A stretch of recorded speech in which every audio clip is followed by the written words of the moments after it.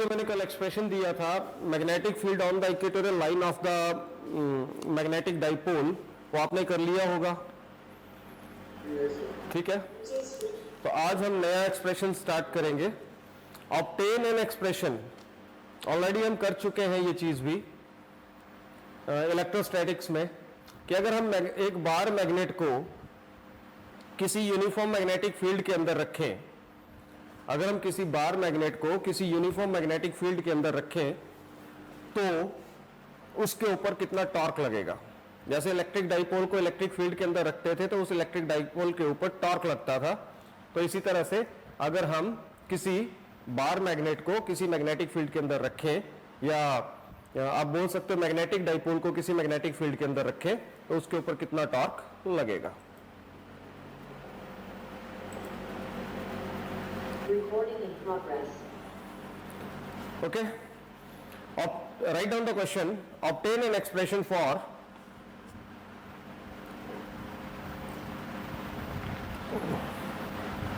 torque acting on.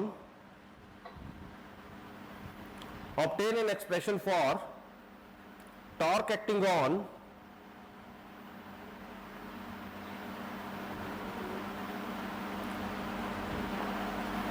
a magnetic dipole. Nitin राज अपने आप को म्यूट करो।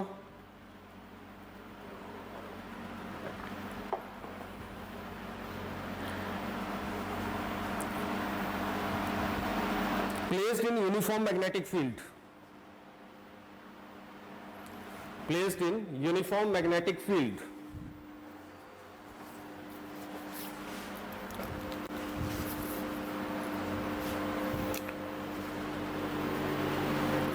Write down, consider a magnetic dipole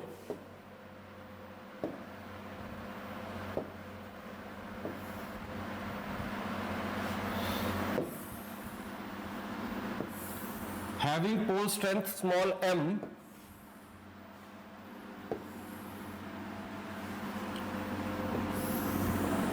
and dipole length 2a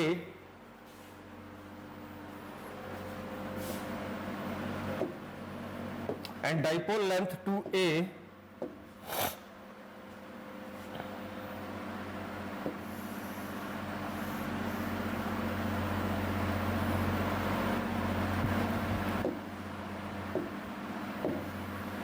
placed in uniform magnetic field B vector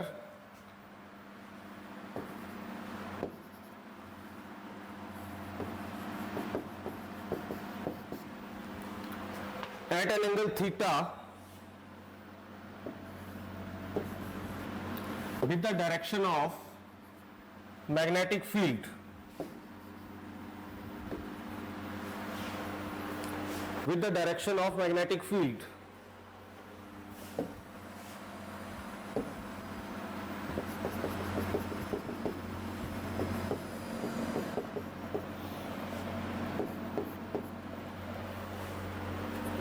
draw करिए diagram. Same है, वहां electric dipole था, यहां पे मैग्नेटिक डाइपोल है।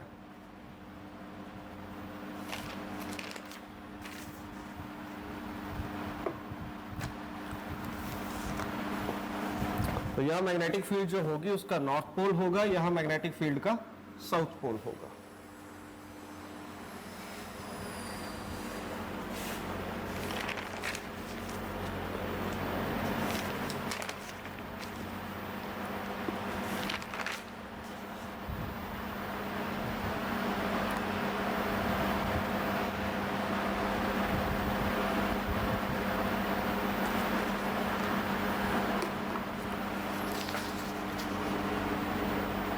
डन। चलिए आगे।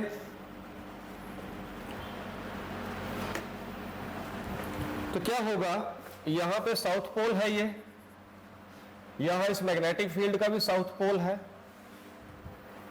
मैग्नेट उसकी खुद की मैग्नेटिक फील्ड है और उसको एक एक्सटर्नल मैग्नेटिक फील्ड के अंदर रखा, ठीक है। तो ये साउथ पोल जो होगा इस साउथ पोल को रिपेल करेगा, मतलब मैग्नेट इस तरफ को घूमेगा, इधर को मूव करेगा विद सम फोर्स, और that force will be m, B, क्योंकि कल मैंने आपको बताया था B is equal to F upon M, वहां से रिलेशन आ रहा है। अच्छा, ये नॉर्थ पोल जो है यूनिफॉर्म मैग्नेटिक फील्ड का, ये नॉर्थ पोल इस नॉर्थ पोल को रिपेल करेगा, तो डाइपोल जो है, बार मैग्नेट जो है, उसको इस तरफ को फोर्स लगेगी, ये फोर्स भी बराबर ही होगी अगर पोल स्ट्रेंथ सेम है और मैग्नेटिक फील्ड यूनिफॉर्म है तो फोर्स इक्वल होगी। अब इस डाइपोल के ऊपर एक फोर्स इधर को लग रही है, एक इधर को लग रही है, तो ये डाइपोल रोटेट करना स्टार्ट कर देगा, मतलब इसके ऊपर कोई टॉर्क लगेगा।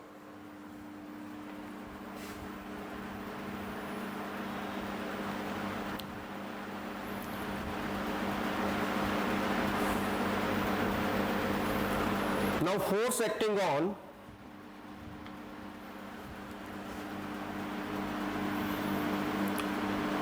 north pole of magnetic dipole is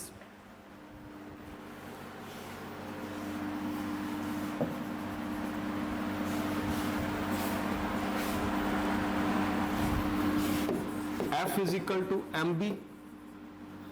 Similarly, force acting on south pole of the dipole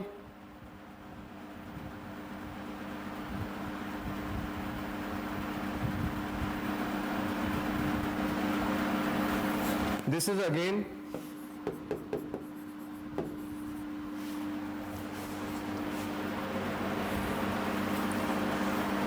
अब ये दोनों फोर्सेस जो है वो है तो इक्वल, एक ये भी F is equal to M B, ये भी एम बी है, पर दोनों एंटी पैरेलल है, तो लिखिए since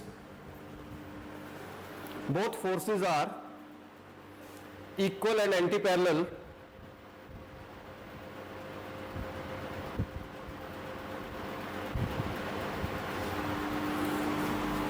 therefore they constitute torque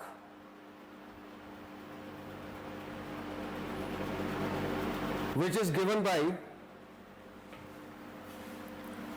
torque को लिखते हैं टाउ से, इसमें आएगी आइदर फोर्स और इनटू परपेंडिकुलर डिस्टेंस। तो आइदर फोर्स क्या है, F into perpendicular distance, perpendicular distance आएगा ये S और मैंने नीचे N लिखा है, N की जगह K कर लो बेटे, क्योंकि N यहां पे नॉर्थ पोल को भी रिप्रेजेंट कर रहे हैं तो 2 N हो जाएंगे। ठीक है, परपेंडिकुलर डिस्टेंस क्या है, S K।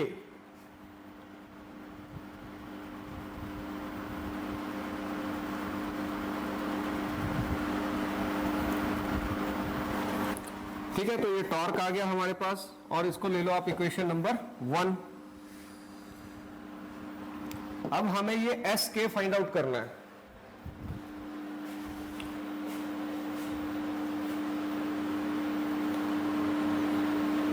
हमें एस के फाइंड आउट करना है। ठीक है, तो आपको अभी तक ये डाइपोल की लेंथ पता है,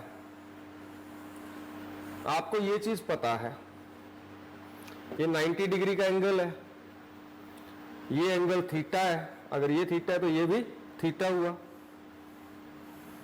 ठीक है, तो ये क्या बना, हाइपोटेन्यूज बना, और ये क्या है, परपेंडिकुलर है। तो परपेंडिकुलर और हाइपोटेन्यूज को यूज करके कौन सी ट्रिग्नोमेट्रिक रेशियो आती है, sign.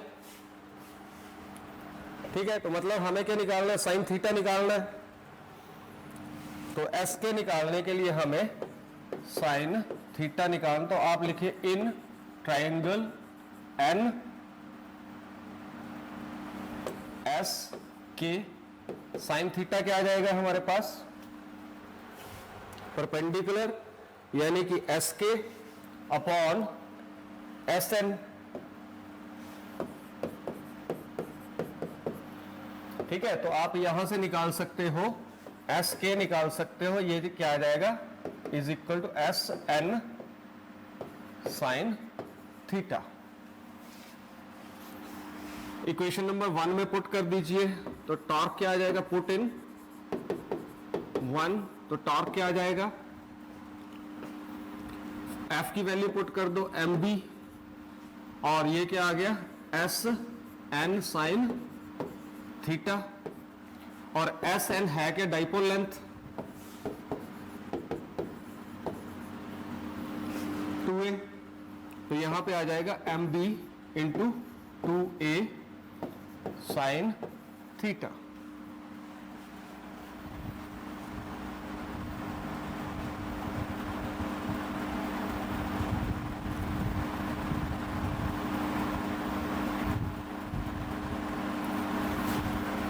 Okay,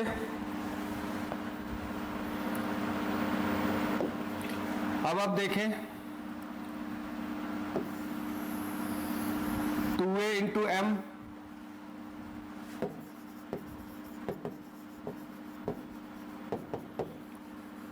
magnetic dipole moment,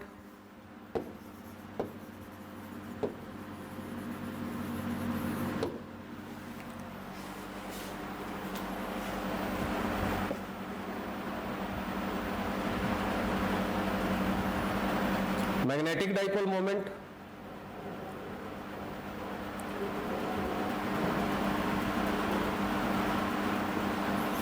put कर दो, तो ये क्या आ गया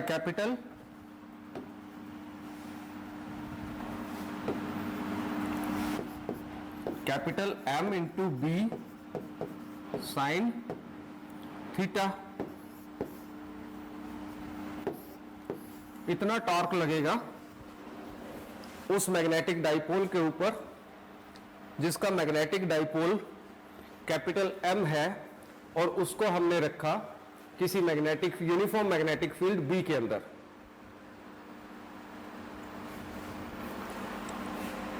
अब आपको पता है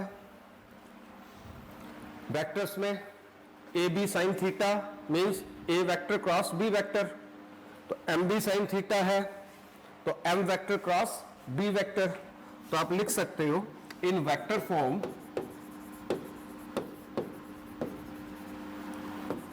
tau is equal to tau vector is equal to M vector cross B vector, cross product of vectors.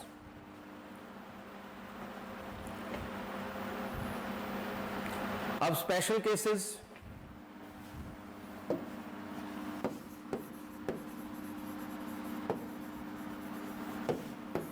Special cases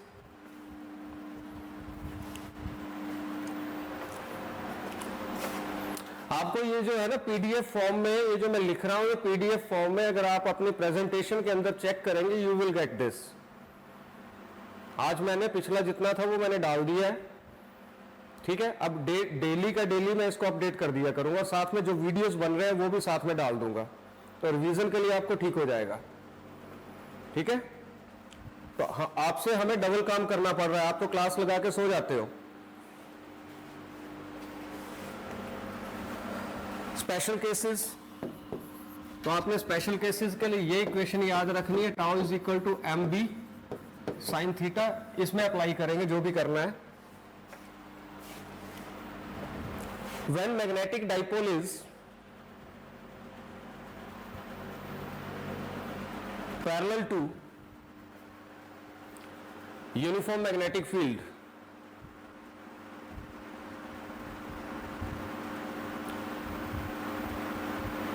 when magnetic dipole is parallel to uniform magnetic field, तो उस केस में क्या होगा, यूनिफॉर्म मैग्नेटिक फील्ड भी इधर को magnet भी ऐसे रखा हुआ है, ठीक है। तो उस केस में क्या होगा, आपका थीटा जो हो जाएगा वो क्या होगा, 0 हो जाएगा। इस इक्वेशन में आप 0 पुट करिए, थीटा इज इक्वल टू 0, तो साइन 0 क्या होता है, 0 होता है, ठीक है। तो आपका टॉर्क क्या आ जाएगा, साइन 0 0, तो एम बी इंटू 0, तो टॉर्क भी क्या होगा, 0 आ जाएगा।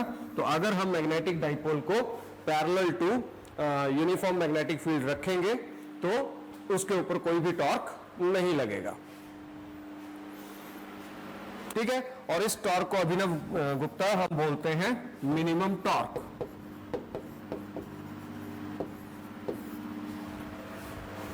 इस टॉर्क को हम बोलते हैं मिनिमम टॉर्क।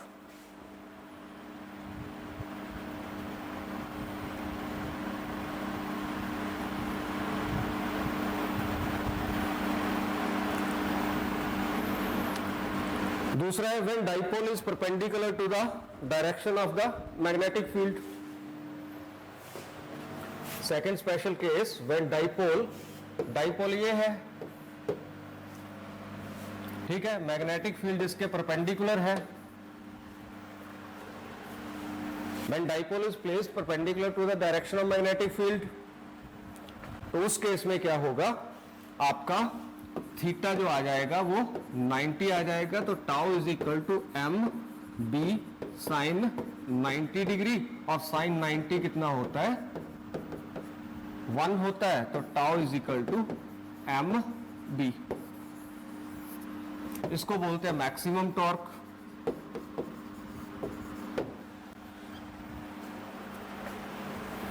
इसको बोलते हैं मैक्सिमम टॉर्क। तो इस तरह से हम फाइंड आउट कर सकते हैं। और all this expression is similar to the expression we have done in the electrostatics.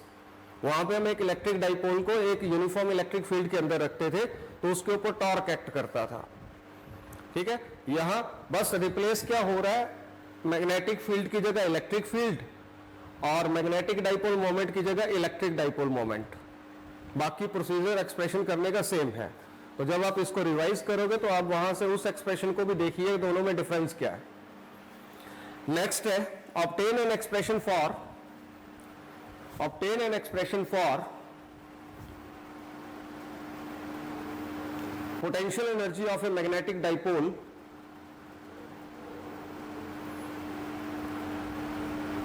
Bracket में लिख लो बार मैग्नेट,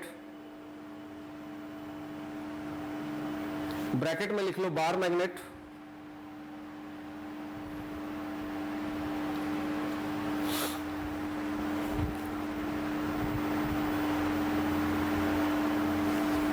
ठीक है ना। कई बार क्वेश्चन में एग्जाम में ऐसे पूछ लेते हैं potential energy of the bar magnet. आपने पढ़ा हुआ मैग्नेटिक डाइपोल, जबकि दोनों एक ही चीज है। बार मैग्नेट और magnetic dipole both are same, ठीक है। तो obtain an expression for the potential energy of a magnetic dipole or bar magnet placed in uniform magnetic field.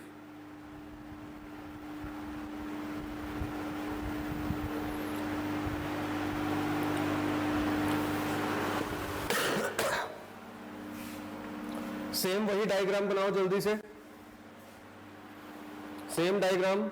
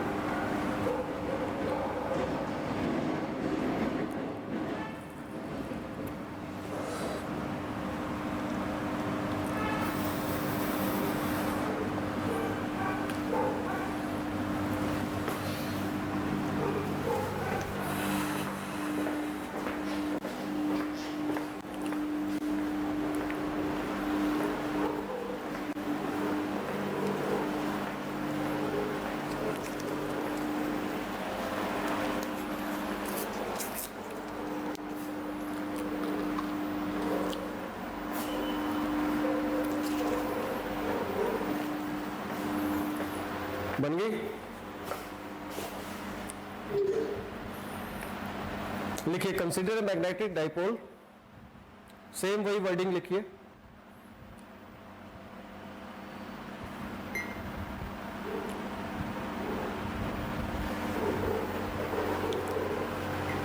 Consider a magnetic dipole, वही wording same to same.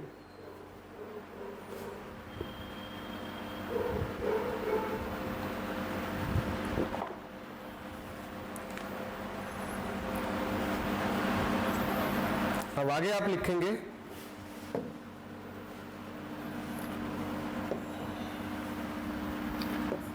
Torque, जो अभी आपने निकाला relation,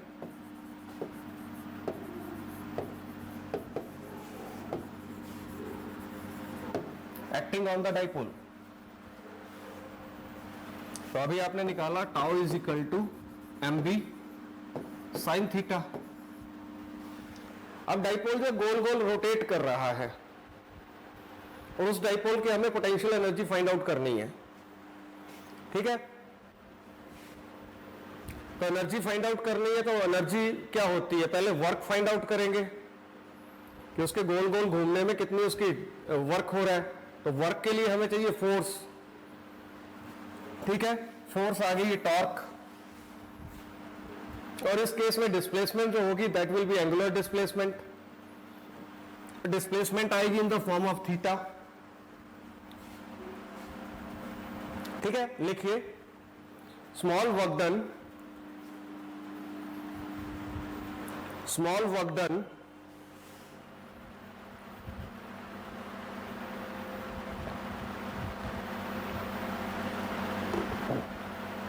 for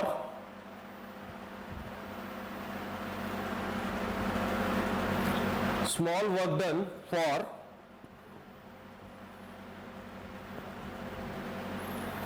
small displacement d theta is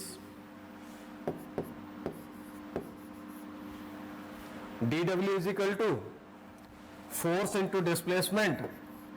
तो यहां पे force क्या होगी, टॉर्क होगी, और डिस्प्लेसमेंट होगी D theta.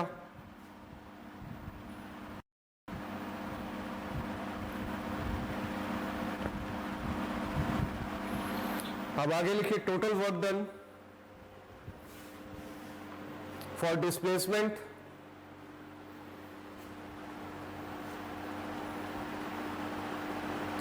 Theta 1 to theta 2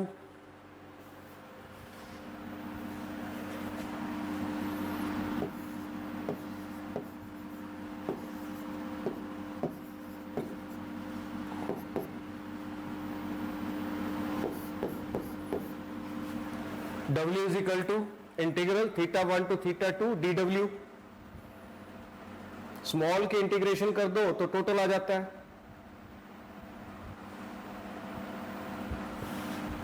अब dw की वैल्यू पुट कर देंगे, तो W is equal to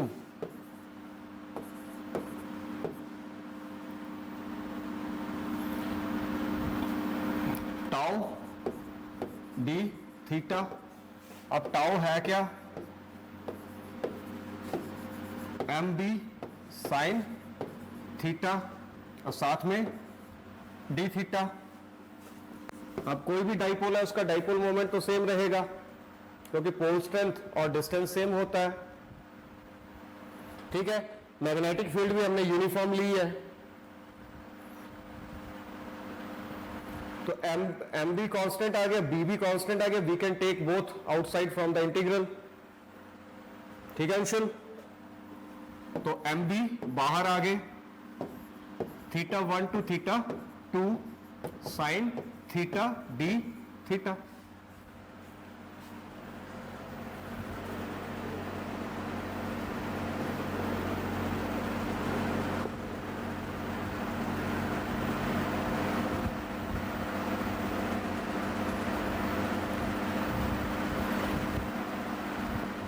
ठीक है, साइन की इंटीग्रेशन क्या होती है, minus cos integration of sign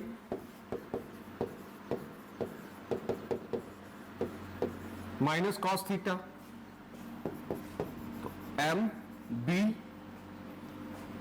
और यहां पे क्या आ जाएगा माइनस कॉस थीटा, और लिमिट आ जाएगी थीटा 1 से थीटा 2। तो ये आ गया टोटल वर्क। आगे चलते हैं। तो लिमिट अप्लाई कर देंगे, एम बी वैसे ही, कॉस अपर लिमिट, साथ में माइनस साइन भी है, कॉस अपर लिमिट यानी थीटा 2 माइनस कॉस थीटा 1,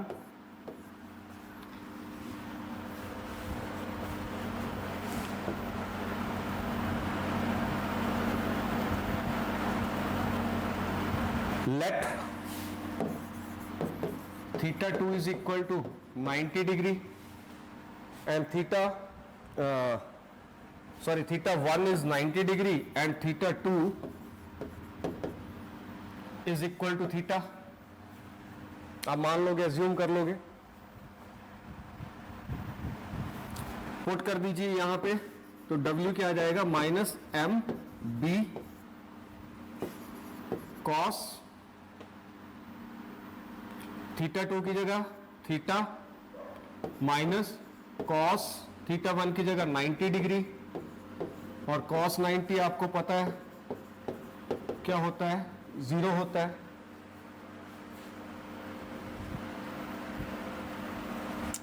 तो आपके पास क्या आ गया minus M B cos theta.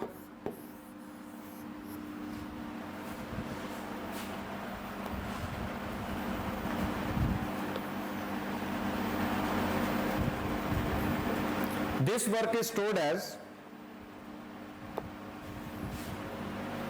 work is stored as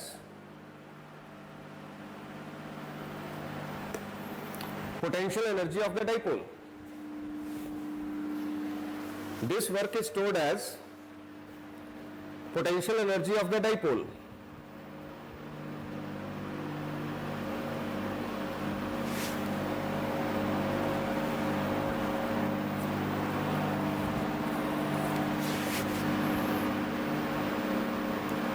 ठीक है, और पोटेंशियल एनर्जी को हम लिखते हैं कैपिटल यू से, तो minus M B cos theta.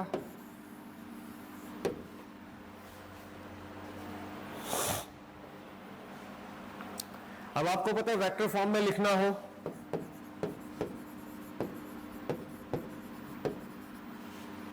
तो यू क्या आ जाएगा minus M vector dot B vector, क्योंकि ए बी कॉस थीटा होता है vector A dot vector B.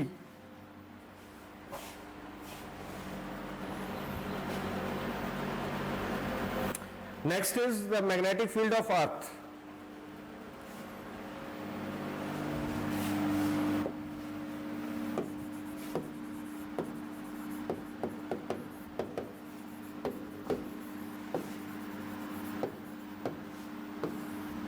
Magnetic field of अर्थ,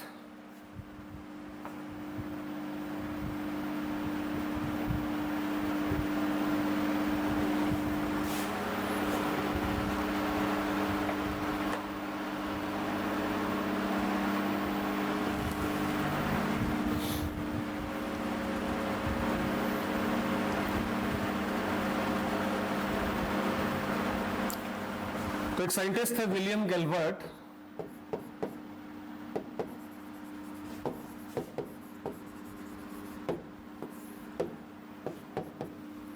उन्होंने कहा कि Earth is a huge magnet. उन्होंने कहा Earth is a huge magnet.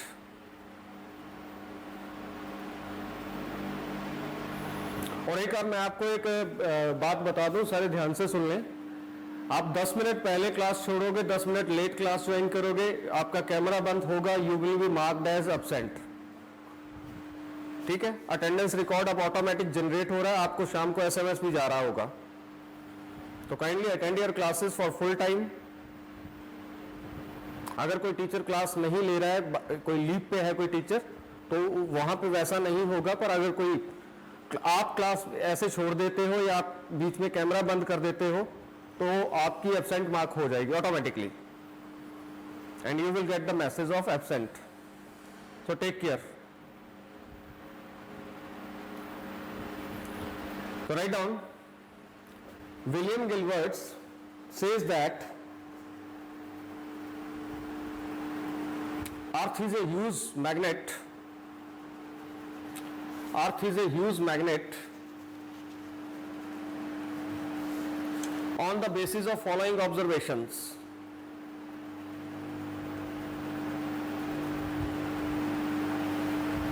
So first observation is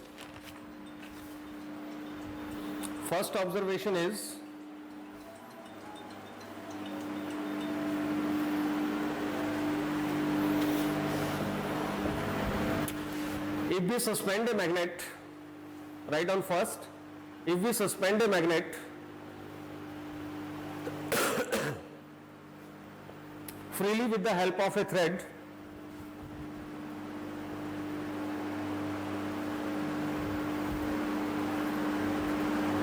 and keep it to rotate freely,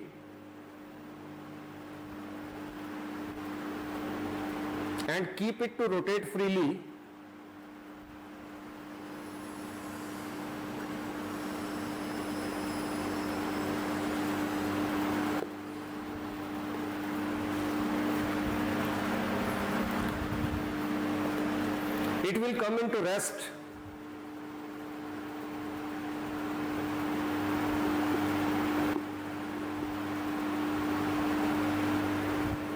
after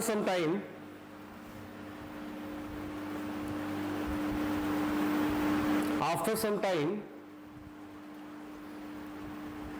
in north-south direction.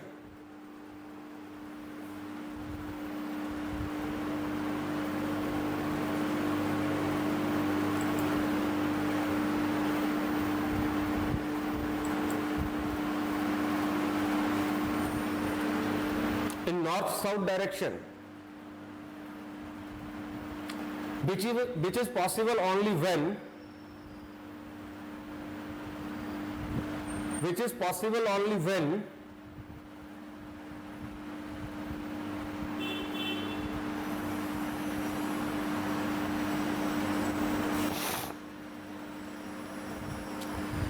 there is a huge magnet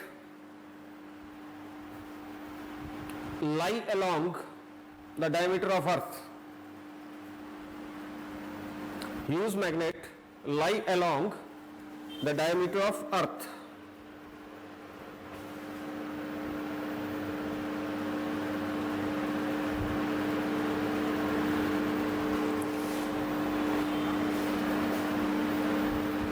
Second observation,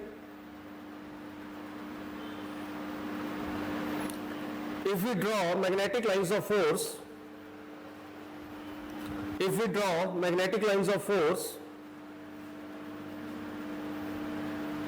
of a bar magnet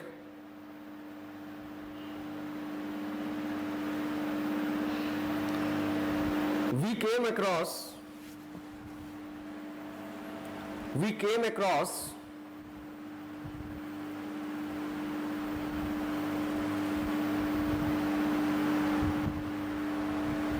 the neutral points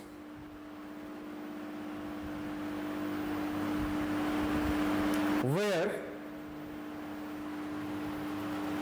magnetic field of Earth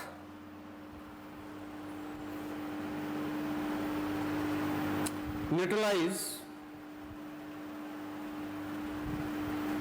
the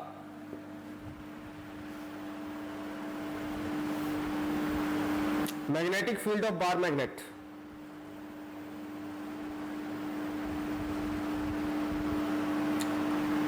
उनकी तीसरी observation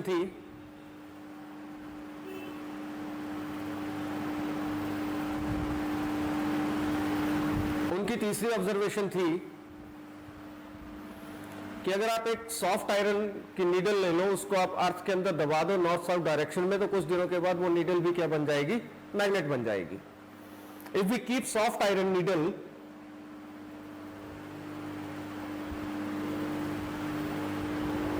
inside the earth,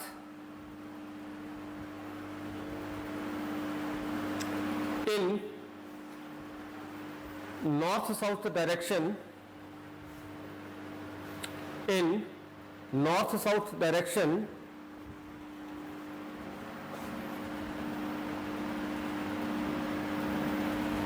then it acquires magnetism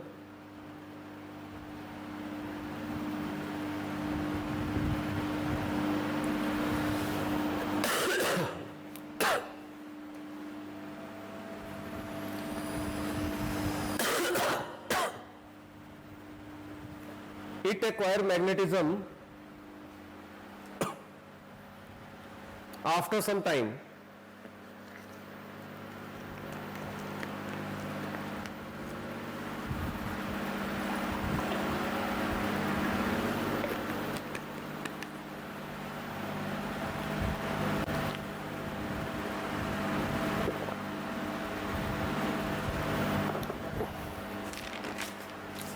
After some time.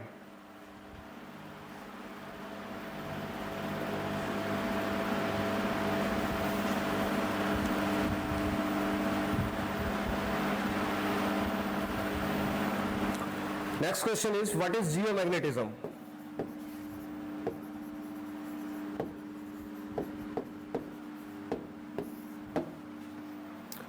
So geomagnetism branch of physics, it's the branch of physics which deals with study of magnetism of Earth.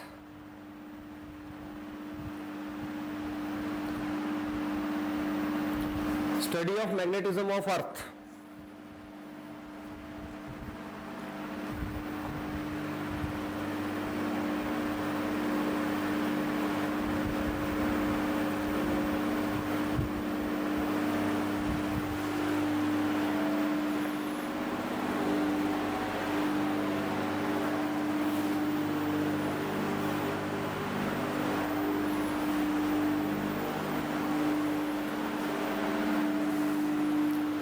अर्थ की study जो branch of physics के अंदर की जाती है उस branch of physics को बोलते हैं जियोमैग्नेटिज्म. ठीक है. Next question is, what is the cause of magnetic field of अर्थ?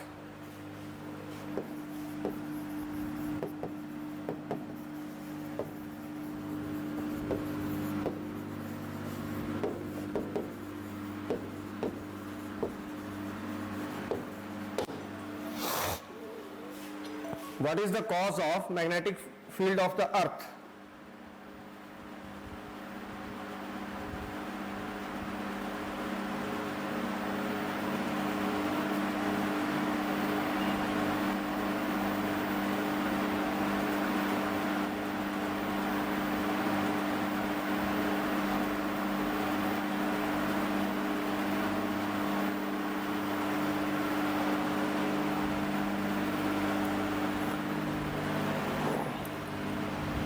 कुछ साइंटिस्ट ने स्टडीज की और उन्होंने फाइंड आउट किया कि कॉज क्या है मैग्नेटिज्म ऑफ अर्थ का. उन्होंने अलग अलग थ्योरीज दी.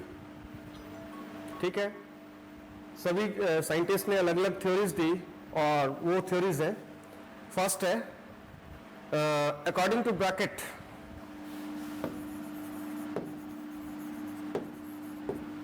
ये भी एक साइंटिस्ट थे. According to bracket, every substance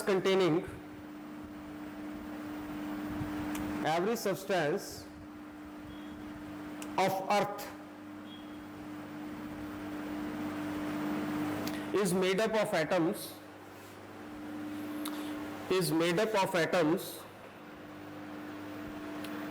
which contain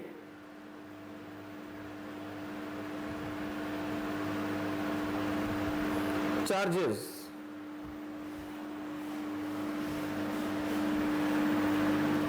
like protons and electrons.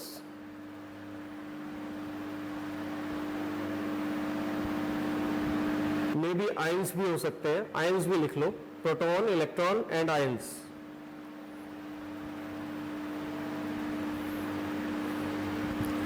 तो अभी तक हमने ये पढ़ा था कि अगर चार्ज पार्टिकल मूव करेगा तो करंट प्रोड्यूस होगा, और अगर करंट होगा तो मैग्नेटिक फील्ड होगी.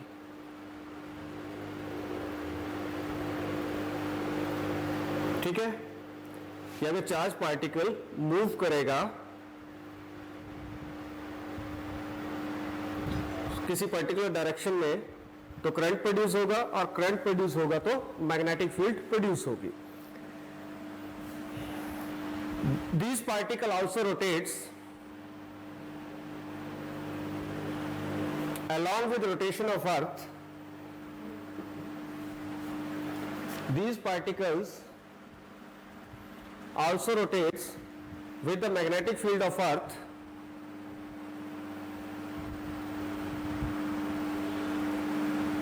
Sorry, with the magnetic field of earth नहीं आएगा, with the rotation of earth, with the rotation of earth, due to which current is produced, due to which current is produced, which causes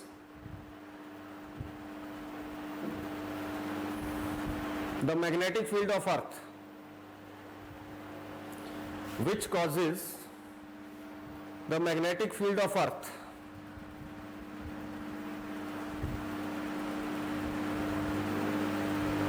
second is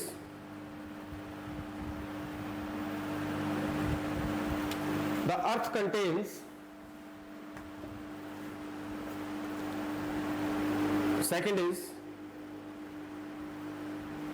the earth contain metallic fluid in its core, in its core, C-O-R-E, core. When earth rotates,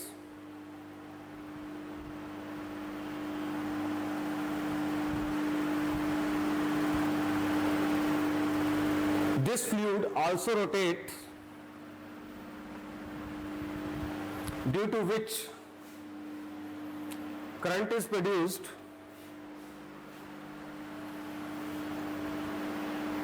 This causes the magnetic field of earth.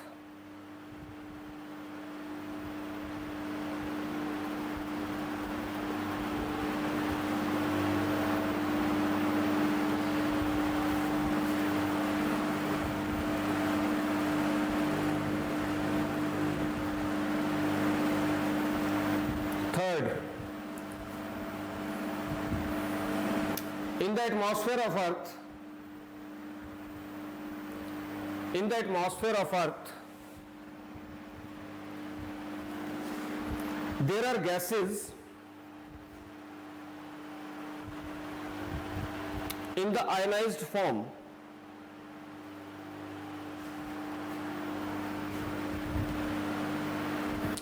When earth rotates,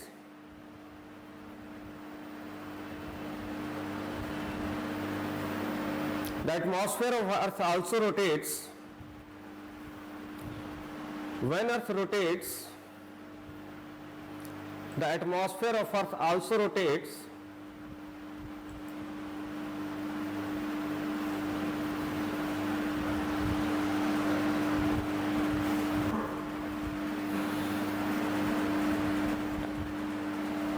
Which produces current.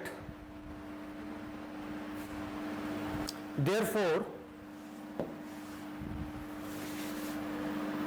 the magnetic field, therefore, the magnetic field of earth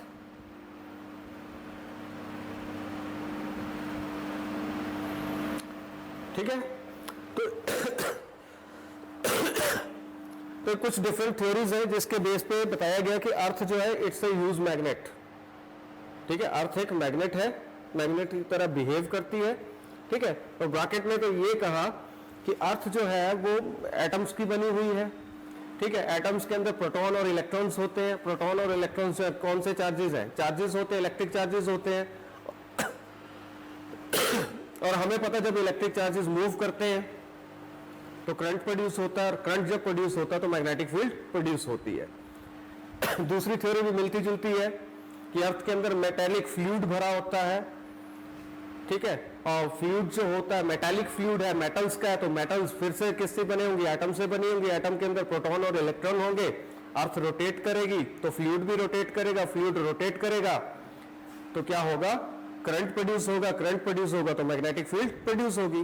तीसरी theory है कि अर्थ का जो atmosphere है ये किससे बना हुआ है, गैसेस से बना हुआ है। और गैसेस किस फॉर्म में होती हैं, आयनाइज्ड फॉर्म में होती हैं। तो जैसे अर्थ रोटेट करती है तो ये एटमॉस्फेयर ऑफ अर्थ ये भी रोटेट करता है, जिसके कारण करंट प्रोड्यूस होता है, जिसके कारण magnetic field of earth produce